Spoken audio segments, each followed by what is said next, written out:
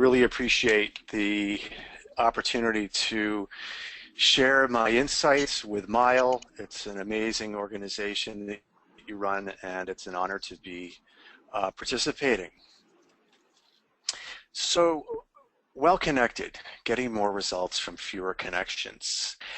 Let me begin with the question, have you ever heard of the term, whoever dies with the most connections wins? Do you actually think that's true? Well, in my research, I found that it's actually not true at all, and that social networking and social media sites have lulled us into a false sense of security, allowing us to believe that the bigger our networks, the more we're actually networking. So what we're going to discuss networking from the standpoint of real one-on-one exchange, where networking really matters. We'll look at it through your own relationship with networking and how you feel about it, how to measure it, and how to optimize it.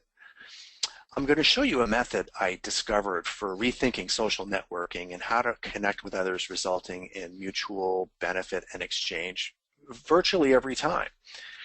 By mining and engaging your network in a new way, you can exchange more value with fewer select people. The result is confidently exchanging more value with far less effort and time. And you may find that you've already applied many of the well-connected principles, but just not in a consistent way. And you may learn how to replicate the best networking exchanges that you may have had that felt just lucky, or what I refer to as engineering serendipity. So I'm an executive and corporate growth and transition coach, and have been for many years, 20 years. It has been a process of, or an experience through executive search for 10 years in a previous life, and then into career management consulting and executive education. And then I've been helping to build corporate ecosystems using the well-connected principles with a focus on advancing career and business objectives through effectively engaging the right people. I've always been fascinated with making new connections and how real connections are made. I've always been sort of a hopeless connector, and having been very involved in professional associations, attending conferences, networking events, very active in online social networking, I never cease to be amazed with the amount of time consumed and then the randomness of on and offline networking with really scarce outcomes. And early in my career, I was not particularly discriminating about my introductions. I thought that everybody should meet everybody else. And some of the introductions were successful, but some really bombed. And many of the connections that I thought would benefit both parties resulted in little or nothing gained. And I really got the feeling like I was eroding or contaminating my network. I knew there had to be a better way, a way to ensure I was adding value and being associated with great introductions and connections. So I went on a mission to analyze what made for the great connections and what made for the ones that failed. And I really sensed that there was a pattern, a secret, a formula that I could use to screen the introductions and the referrals that I was making, and in a way that I could replicate to the impact of the most successful introductions to help clients land new business, land funding, jobs, virtually any business need that could be fulfilled through other people. So let's begin by just quickly exploring how you feel about asking for help. I say asking for help because isn't that really what networking is about? So take a minute and ask yourself, what do you need in your business or in your career? What knowledge gaps do you have? what resources, people, intelligence would really make a difference in advancing your objectives. And think of something that you really need to advance, yes, your business or career. What exactly would you ask for?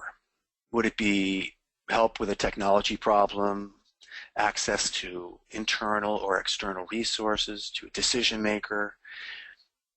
Now, envision reaching out to someone for this help, whether it be on or offline, on LinkedIn or at a conference. It'd be great if it's someone that you already know, but have resisted contacting because you're just not sure what to say or what to offer. How do you feel? Do you feel excited and ready to reach out to this person, known or unknown, or do you feel a twinge of anxiety, resistance, or apprehension? Where does that hesitation come from? I've asked these questions of many people, and typically they fall into two categories. These people, those that find networking an effort and avoid it and get very little results, or those who enjoy it and actively networking, but they still get little results. So Well Connected was developed to help people identify and overcome networking blocks, often without blocks that they didn't know about. And what I find is that we harbor many underlying fears and emotional roadblocks preventing us from confidently approaching others for help. And this includes the fear of imposing or being vulnerable, appearing needy, being turned down. And what we're really going to focus in on is not knowing exactly what to ask, or not knowing exactly how to go about simply reaching out to someone. So think about what's holding you back and try to get a handle on how you feel regarding the networking process, and to see if there is anything in particular that is holding you back. So how do we measure the value of networks and networking exchanges? Well, if we know that whoever dies of the most connections wins, doesn't actually win, then how do we measure it? Most of us never really thought to even try to measure our network performance, or we measured it by network size and activity, or we really don't think that our networking efforts are measurable, or we just don't know, since the results are so poor and that there really isn't anything we can do about it other than just to try harder. So what is your success rate? I suggest thinking about it in terms of ratios and hit rates. In other words, this is the number of attempts at trying to get something from your network that you truly want, compared with the number of times that you've actually succeeded in landing a jackpot referral, let's say, or a lead or a piece of intelligence. This includes how many proposals you've sent out, resumes, in order to land the ideal job or the deal. So it might help to think in terms of the last time you asked a first-degree connection, that would be someone that you know, for help with a referral to a decision maker who had the resources, money, job, business that you want, whether it be through a LinkedIn, email, or in person. And that time that you asked a first degree for help, what did you actually walk away with? Was the result material, something you could immediately use towards advancing or accelerating a project, sales, or was it just a business card exchange and a promise to stay in touch? Did you get beyond the first degree network and get a referral? Were you able to help that person too? Think about that. When people are asked this question, so often I'm finding that they really feel that it's like a sales process and they just have to fail, 20 times in order to get the right results. Think about also how many times in the past 3 months you've reached out to someone with a specific request, and was it worth it? This reminds me of a client who was a CEO who had boasted that he had recently networked with 100 people. And I asked him what he had to show for it. And he kind of looked down at his hands and then said something will definitely come of it. But his hit ratio was 0 out of 100. And I find most people's hit ratios are abysmal, 1 in 20, 30, 50. So we're going to explore why these poor ratios are due to either engaging, and now this is key, the wrong people or using the wrong approach or both. And hopefully you'll learn that it's possible to turn these numbers into more like 1 in 2 by engaging the right person with the right approach.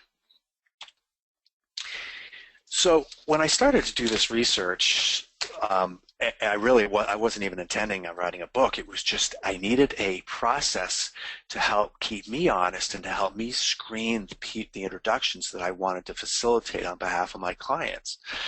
And again, some of them were blockbuster introductions where there was exponential mutual benefit and exchange. And I found that there were certain elements or factors that were always present when two people really sparked and were able to greatly help each other. And then, of course, when looking at the bombs, the introductions that really were a negative reflection on my judgment to make the introduction, one or more of the elements that were in the blockbusters were missing when there was no exchange and the attempt failed. So, and again, it boiled down to this right person, right approach methodology. So what we're going to explore is some key principles in the pattern. One is a clear ask. Are we really asking people for help in a way in which they understand? Are we approaching them in a way that makes them feel like we're worthy of being helped? That would be progressive reciprocity. Are we approaching people, direct decision makers, directly without a referral and without the right knowledge? Or are we using a critical enabler? This is key. We'll talk a lot about this. And then when we do land a referral, are we handling it in the right way? This is a big obstacle in getting through to the decision maker. So ultimately, what this pattern that emerged enabled me to do was screen and stage introductions so that there was mutual benefit almost every time. And originally it was for and by my clients, this whole process, but upon testing it and refining it over years, my clients said, you really got to get out there and publish this thing. So I did. So a clear ask. Have you ever asked for business or job leads from someone who you knew, you were confident could help, but you walked away empty-handed? Or have you ever been asked similarly for help and you're certain you could help the person, but you ultimately didn't know how, even though you really wanted to help? So how many times have you heard the response, I'm happy to keep an eye out for you. I'll contact you if I hear of anything. And what I believe when we hear that is that it's not them, it's us. We're asking, they are the wrong person, or we're asking the wrong questions, or they're providing help that's off base or off target. So why is this? I'm amazed at how often people are asking something of me or another person, but it's in an incomprehensible way. So how do we know if we're being clear in our inquiry or our request? I think of it in using the keyword search analogy. And when we're asking for help from someone, we're actually plugging in our keywords and our conventions into their mental search engine. The only problem is they don't have a hit counter on their forehead, so we don't know if we're being too specific or too vague. And all too often we're just getting the reply, oh, I'm happy to help. I'll let you know if I, come up with anybody. So looking at the telescope, thinking of that as being too vague. Here's an example. One client who came to me and said, I've been I've talked to so many people and I'm not getting anywhere with this question. And the question was, do you know of any companies in China needing real estate investment products or services? So think about that. It's a pretty broad question. And the answer that, or what most people are thinking is, well, gee, every real estate company in China needs, investment products or services. So to reframe the question to narrow it down, it would be better for him to have asked, who do you know in the international commercial real estate industry? And by simply making that slight adjustment and reducing the altitude of the question from, say, 1,000 feet to 250 feet, he was able to be that much more specific and went back to his network and ended up getting some, incredible results. Now, similarly, we make the mistake of being too specific, or we're using the magnifying glass. So one client, she was asking this question with no results, and it was, do you know of any petrochemical engineering jobs or consulting opportunities? Now that's pretty specific, and I personally know of people in the petrochemical engineering world, but I don't know where the jobs are or the consulting opportunities were. And this was the thought, what was going through the minds of the people that she was engaging, but they didn't know how to ask her to, can you reframe that question in some way? So when we worked on reframing the question, it became clear that a better question would be, who do you know in the petrochemical industry who I can contact? Now that's just broad enough. Surely those people will know who might have positions. And sure enough, by just making that one adjustment, it made all the difference in the world. And so we tend to be too specific, too vague, or too specific. We're often using language that's ubiquitous, language that sort of means anything. I'm looking for a innovative client. What does that really mean? So the key is to ask yourself, what does it really look like? What is the objective manifestation of what it is that you're looking for in a way that is not subject to definition? And we think we know what we're talking about. We say, I'm looking for a mouse. And you're thinking of a computer mouse, and the person you're talking to is thinking of the animal mouse. And so it's important to test what it is that we're asking with people and really solicit hard feedback and questions and ask them to, what does that look like to you, to ensure that what you're asking is in fact what is being perceived. So the clear ask, big one. So when trying to get through to a decision maker, because ultimately everything comes from a decision maker, most things we need come from some kind of decision maker, whether it be a business deal, promotion, job offer. Decision makers must be selective. We are all decision makers in certain respects, and we got to be selective with the money and the resources, the positions that we have. So the key is, how do you really differentiate yourself in getting through to a decision maker? And it really boils down to preparation and making a strong case. But what does that mean? Well, of course we all know that business revolves around referrals. But I see people approach decision makers without trying to obtain a referral all the time. Maybe because they see them on their call list if they're in sales, and they'll go directly, but they don't take the time to think about who might lend their name, who may help them to gain access to the referral, to the decision maker. Of course, it's not always possible to obtain a referral. We'll talk a little bit more about that, but you'd be surprised how easy it is. Oftentimes when we're asking for referrals, we're asking for a full-fledged endorsement of us, and we don't need that. All we really need is to be associated with a name of someone who that decision maker knows. I also see people who have the referral and they just ride in on the coattails of the referring party, thinking that that's going to get them in the door, and that's going to be enough for them to close the deal. This is a huge misunderstanding. So what the other key is for accessing a decision maker is collecting the kind of intelligence that's going to demonstrate your interest and how much you know about their needs, that's going to help you to pair your inquiry, your ask, to their objectives and challenges in a way that isn't generic. I see this with people sending business plans to venture capital firms or resumes to executives, and it's generic, and it's like, here's everything I've got, I hope you see the fit. But people are going to take an exclusionary view when they're looking at reams of proposals or resumes, and they're going to look for all the reasons why it's not a fit, because the process of exclusion is simply easier.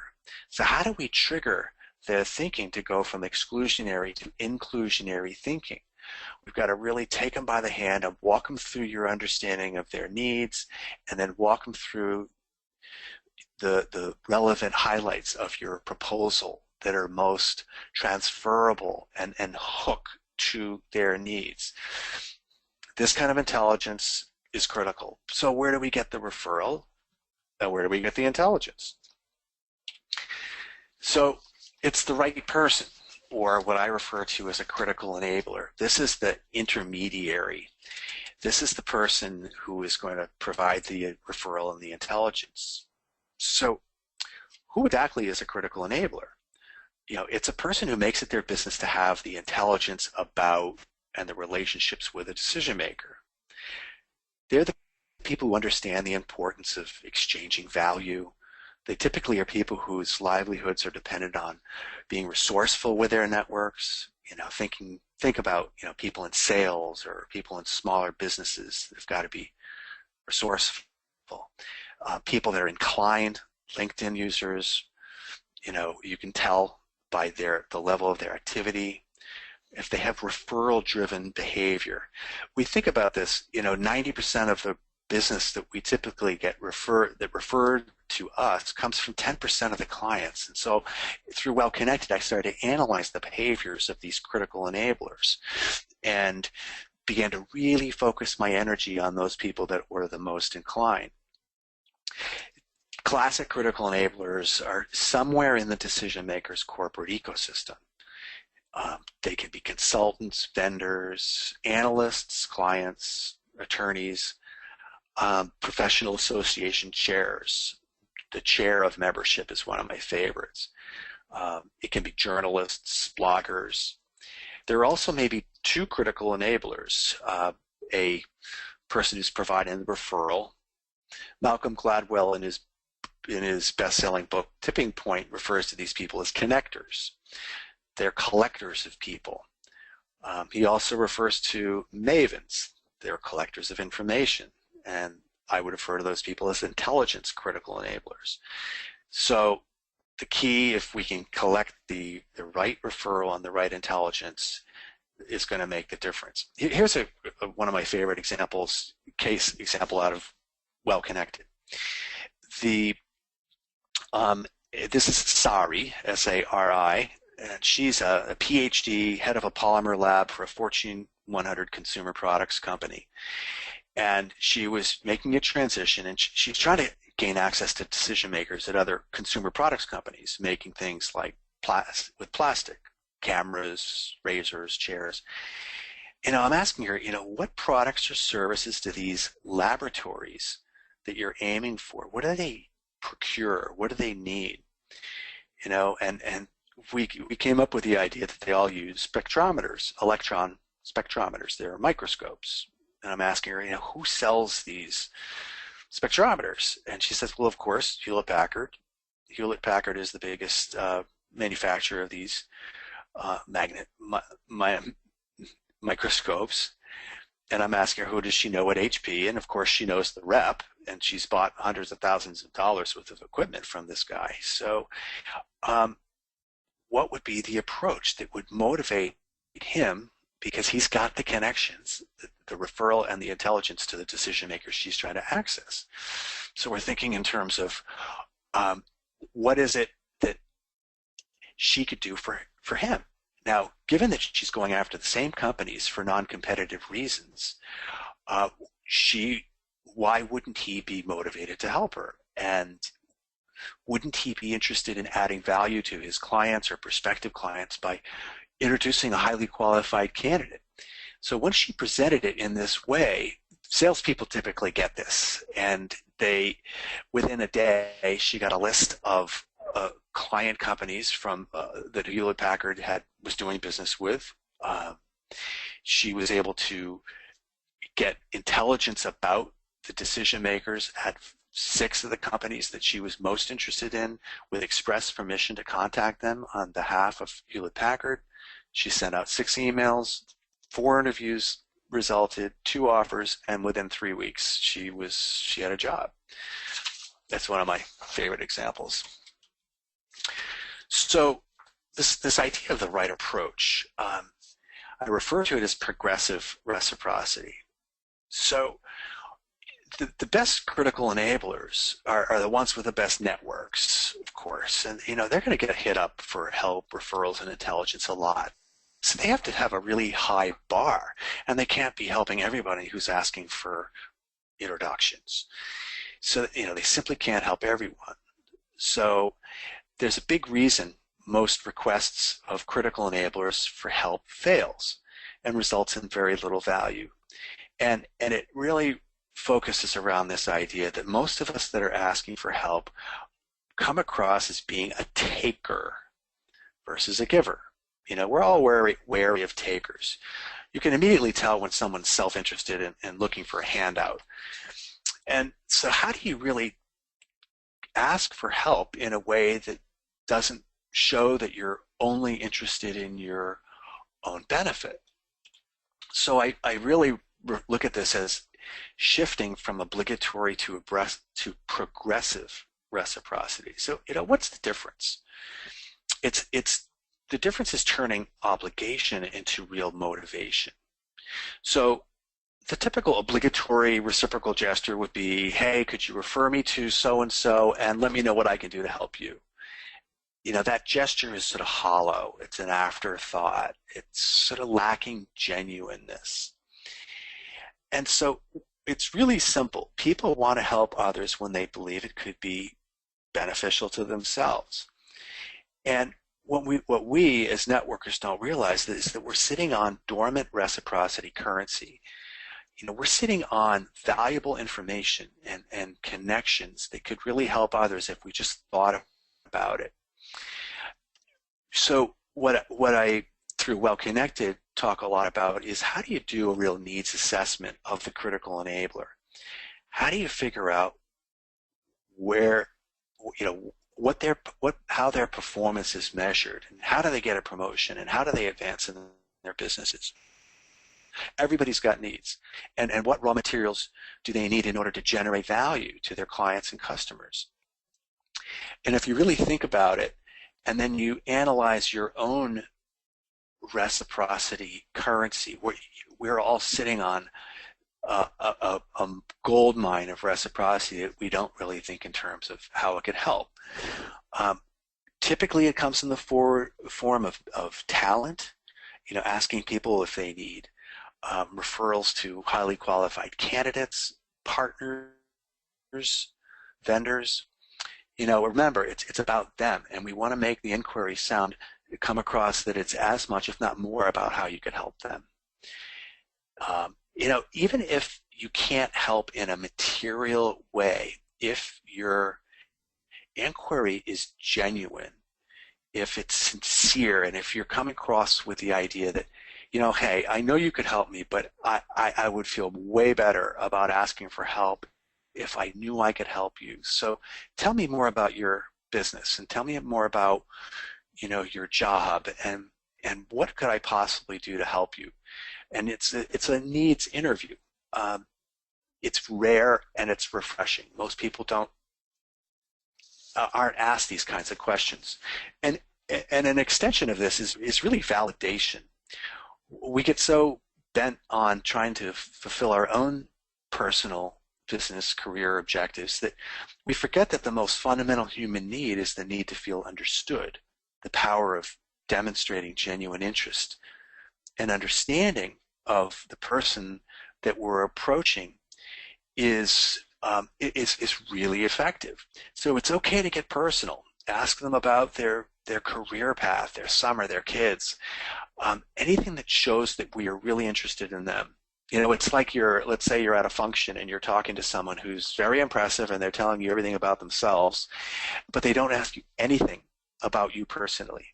And as impressive as they are, you kind of walk away feeling, I'm not really crazy about that person.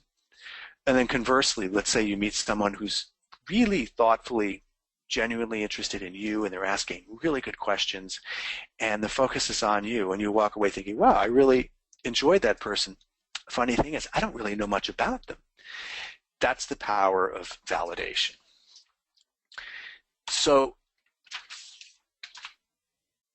once we're able to gain the referral and the intelligence, what do we mean by referral, though? Why is retaining control so important? You know, so often I see that people have the best intentions of following through with a referral by, say, sending your proposal or to their boss or your resume or a brochure to a prospective client. Then what? You wait. What else can you do? Time passes, you cross your fingers, you don't want to bug the referring party. They feel badly that they forget to send your proposal because they haven't heard anything or because they just overcommitted and they really don't have any intention of chasing down the decision maker. Then it becomes awkward. You're stuck. So how do you take control? Well, when someone says, let me contact my friend and see if they're interested in talking to you, then they are doing your job for you. And if you can reframe it to say, listen, I don't expect you to do my job for me. I'd be happy to contact them directly and to take you out of the loop so you don't have to do anything more. It seems subtle, but by retaining control, it's actually a relief to the referring party in most cases. They realize, oh, this is easy for me to succeed in this relationship. I can do it by simply giving them permission to use my name or saying that it's okay that I agree that it made sense to talk to that party. Maybe they'll give them a heads up, ping them an email saying, hey, I'm sending you someone, or would you mind hearing from someone who I think really could help you, or you could help each other. But it's like sending a resume in the mail and then that sense of, okay, it's out of my control. So how do you retain that control? This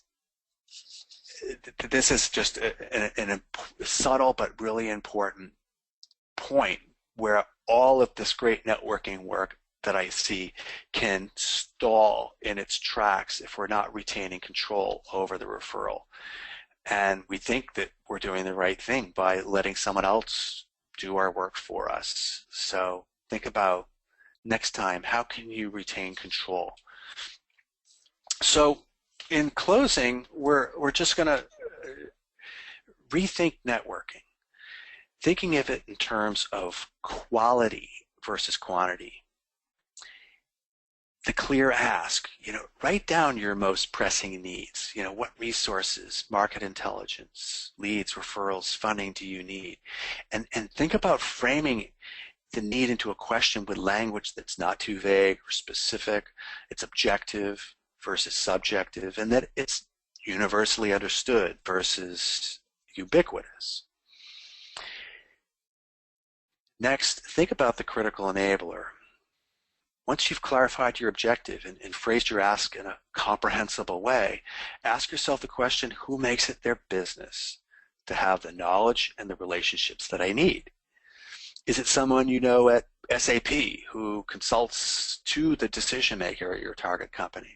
Is it an attorney who specializes in your field of human resources, who you might be able to help by referring business? It is even try a list of keywords in LinkedIn, including, the keyword of your inquiry just as a test to see what comes up. How all over the map are the hits, or how specific are they? It's an interesting test. Next is progressive reciprocity. Inventorying your reciprocity currency. Consider even making a list of the industries that you know, the connections that you have, the talent, the vendors, the consultants, capital sources, marketing intelligence, articles. You'd be very surprised at how much you actually have to offer. And this makes the whole process of networking much easier when we shift our heads from thinking about being on our knees and asking for help to thinking in terms of, I'm actually going to make this a value-added exchange every time. This is just as much of a mission about getting my needs fulfilled as it is about figuring out how to help someone else, and doing so in a really meaningful way. And then controlling the referral, making sure that you're not just following the advice of the person that you're talking to, the critical enabler, and allowing them to try to do your work for you, even though they think they're doing you a favor, when in fact they're not. And by retaining control, you're actually demonstrating more interest and more initiative when approaching the decision maker than, again, riding in on the coattails of the referring party. So I hope this crash course on Well Connected is helpful, and I really look forward to your questions, and I think we're ready for the Q&A period. How's that sound, Ali? Well, thank you very much, Mr. Curtis, for a very interesting presentation. And folks, we are now open for the question and answers. So if you have any questions, you could either raise your hand. There's a hand icon available on your webinar console, or you could put it in the question box. Two options. You could put it in the question box, or you could raise your hand. I see there are already questions in the question box, so let me go straight. There's the first question. Mr. Curtis, can I approach a critical enabler on LinkedIn even if I don't know them?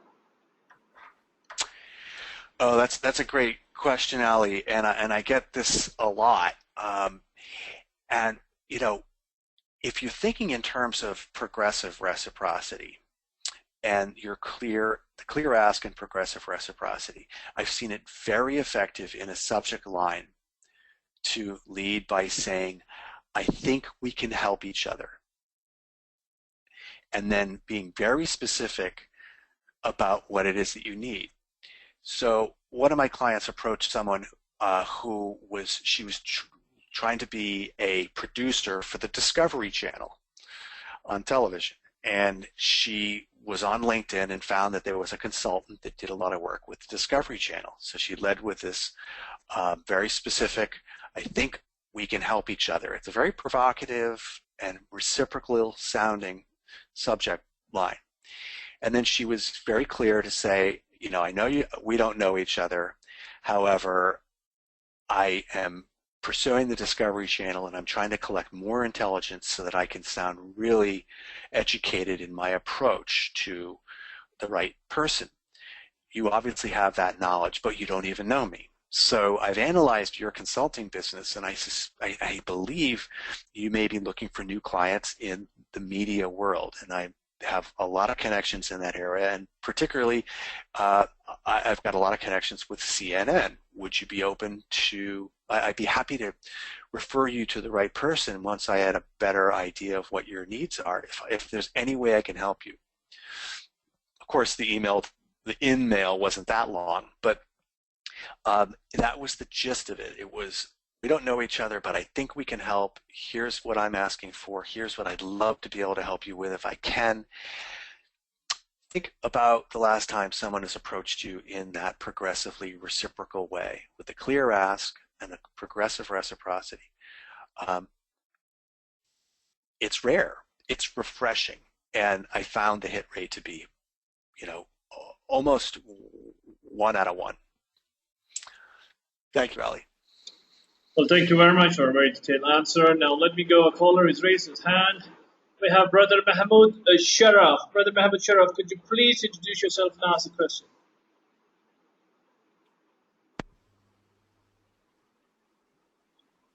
Brother Mahmoud Sharaf, can you hear us? Can you Hello? hear me? Yes, sir, we can hear you, sir. Could you please introduce yourself, brother, Okay. and ask the question? This is Mahmoud Sharaf from Dr. Sulaiman Habib Hospital in Qasim.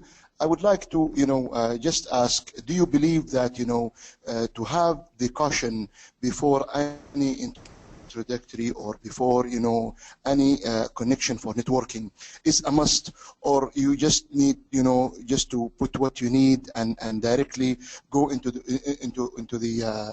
the referral that you need? You might find, people in the front of you sometimes with the, excuse me, IT background who they need just to go directly to the point. And sometimes you find that the people who finance background, they just need, numbers and so forth. So do you think that, the caution is important, or we just, change with the change of the status of the referral? Thank you. I'm trying to make sure I understand your question, and tell me if this is correct. That should we be cautious about who it is that we're approaching, and how? Perhaps that you could rephrase the question. My question is that, caution is important, especially when you start with any connection. Caution is the sponge you'll find in the chair. When you sit in the chair, you'll find caution. So you cannot sit and find the chair, rigid at your back and at your, arm.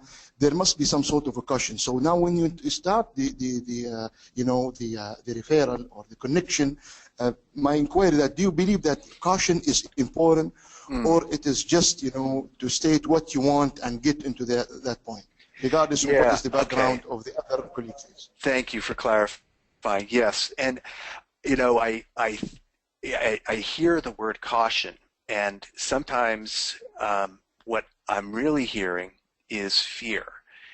Fear that we're not clear about what it is that we're asking for, and fear that we're not able to help the other person. And so I think it's important to analyze, is this caution the self-talk that's saying, oh, they can't help me, or it's going to fail and they're not going to want to help me. And so I think it's really important to monitor your inner voice, and to realize that if you're honest and open and clear about what it is that you're asking for, and you're extremely intent on helping the other person, whether or not you can, because the gesture itself goes a long way. If people can detect that you're being sincere about helping them, you'd be surprised how willing they are to help you. So I think caution is a valuable trait, if you will, but I think that it can become, it can shift more into fear that it's just not going to work out, and this exclusionary mindset that overcomes us, and we look for all the reasons why it's not going to work. I'd say, think about caution in terms of, are you asking yourself the question, what are the reasons why approaching this particular individual could work? It's a simple shift in mindset that I think can make a huge difference. Hopefully that answers your question. Yes, you did. It is very clear. Thank you. Well, thank you very much, Brother Sharaf. We have another caller who has raised his hand. Yes, Dr. Mahmoud Rashad Fareed. Sir, please introduce and ask the question. Yeah, I'm Dr. Rashad Fareedi. I'm one of the assistant professor in the University in Kingdom, Saudi Arabia. Thank you very much, Gordon, for such a wonderful presentation. I just was thinking, it's not a question, it's a comment, like about when we talk about the progressive reciprocity. So if we try to have the empathy or the compassion in that, does it reinforce more value exchange process? Like that's my comment. And the second thing was, when we're thinking about the right person with the critical enabler, So especially when it's not so much personalized while we are connecting now in this era of digital. So reading the mind, like this criteria, reading the mind, what can be the strategy, Gordon, for that kind in order to have a value exchange process of connecting well? Thank you very much. So I think I hear sort of a comment and a question, and in terms of the comment, I love when the fact that you use the word compassion, and it really is coming across with a compassionate mindset and a compassionate heart, and people can detect that a mile away. They can detect if you're self-interested or if you're genuinely, sincerely interested in helping them. It's very subtle, but it's very powerful. And the other comment, which might have been a question about value exchange, when we really, if I understand correctly, it doesn't have to be a business exchange. If we're asking or really studying, asking a person about their needs, or really studying their LinkedIn profile or their background, you can find, I've seen people who have keyed in on critical enablers, volunteering on a homeless shelter, and they too, and the client was also involved in homelessness, and once they were able to strike a common bond, a mutual affinity, whether it be interested in sports or kids or whatever.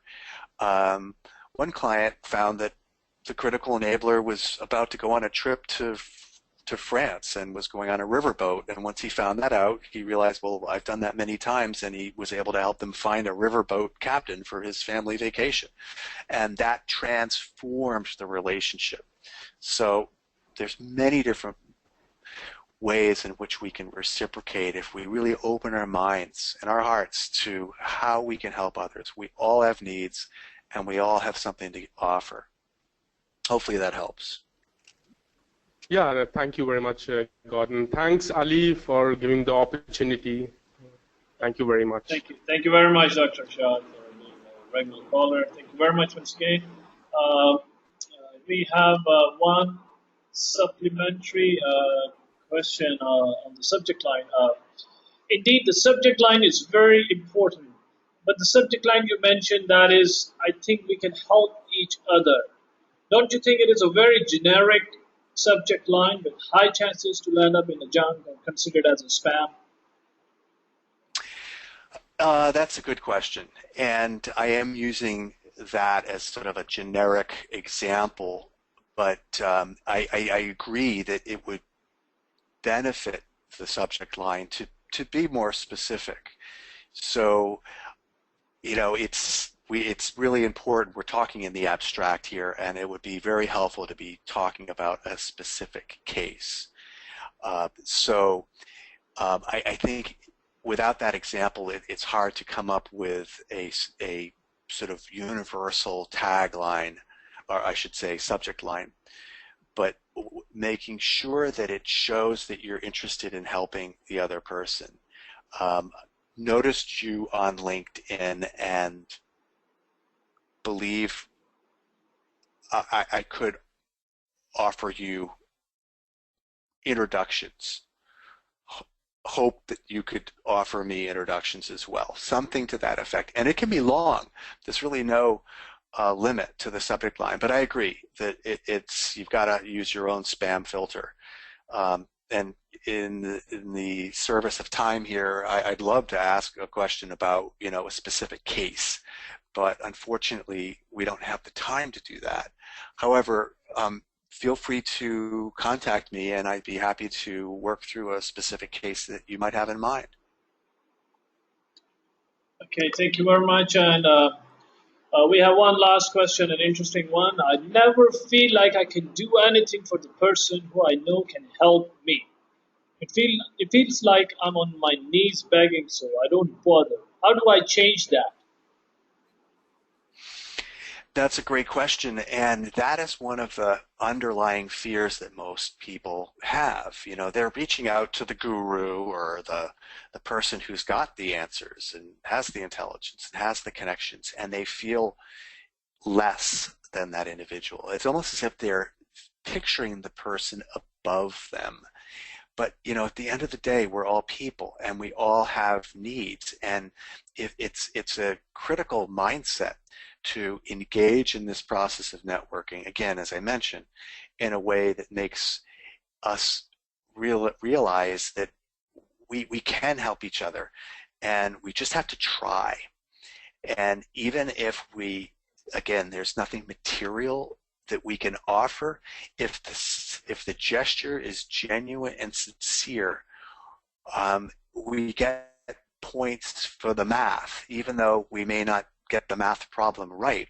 If people can see that we're really trying and that we are, that the thrust of the inquiry is just as much about how you could possibly help them as it is that they could help you, it changes the whole dynamic.